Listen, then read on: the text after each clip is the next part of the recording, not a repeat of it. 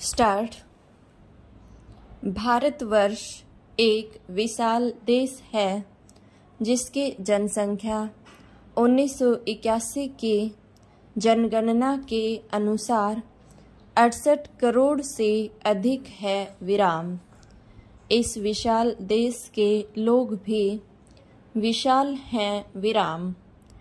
इतने बड़े देश में भाषा, रीति रिवाज, जात पात, संप्रदाय के आधार पर समाज के विभिन्न वर्गों में थोड़ा बहुत मनमुटाव अथवा भेदभाव होना स्वाभाविक ही है।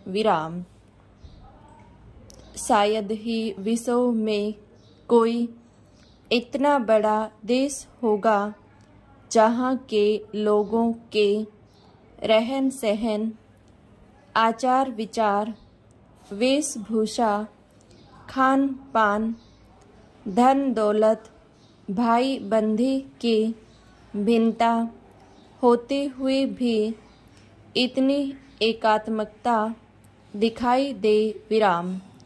सचमुच अगर यह कहा जाए कि यहाँ विभिन्नता में एकता है तो कोई अत्युक्ति नहीं होगी। इसका मुख्य कारण यह है कि भारत एक धर्मनिरपेक्ष राज्य है। यहाँ पर सभी नागरिकों को समान अधिकार प्राप्त है। भाषागत, जातिगत, वर्णगत भेदभाव किसी के साथ नहीं किया जा सकता है। इसके अतिरिक्त नागरिकों के मौलिक अधिकार हैं जिनका हनन किए जाने पर नागरिक न्यायालयों में रिट याचिका दायर कर सकती हैं। हिंदू मुसलमान, सरकारी गैर सरकारी या सिख ईसाई सबको एक ही मत देने का अधिकार है। सबको यह अधिकार है कि वह उच्च से उच्च पद के लिए किसी भी स्थान से चुनाव लड़ सकता है।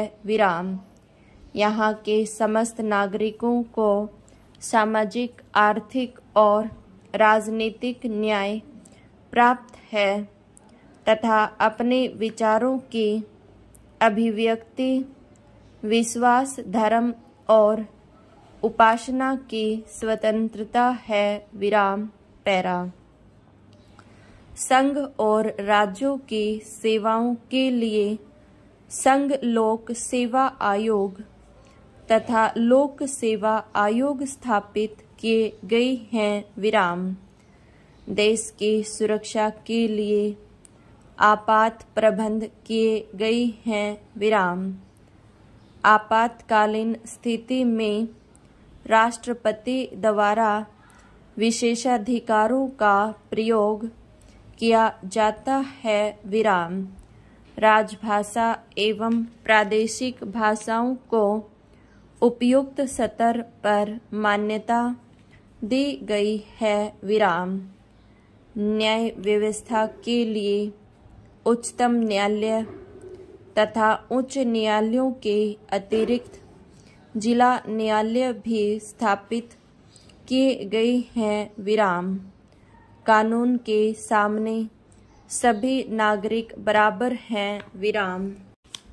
हमारे संविधान में लिंग भेद, रंग भेद अथवा वर्ण भेद के लिए कोई स्थान नहीं रखा गया है।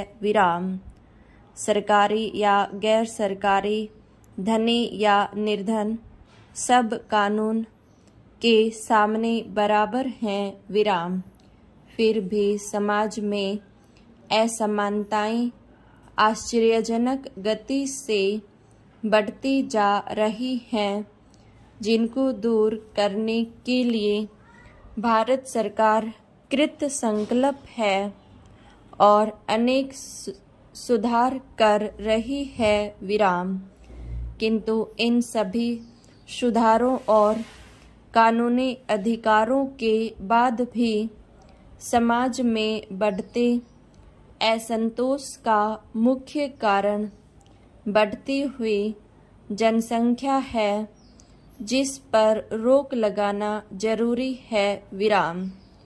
इसके लिए भारत सरकार प्रयत्नशील है विराम।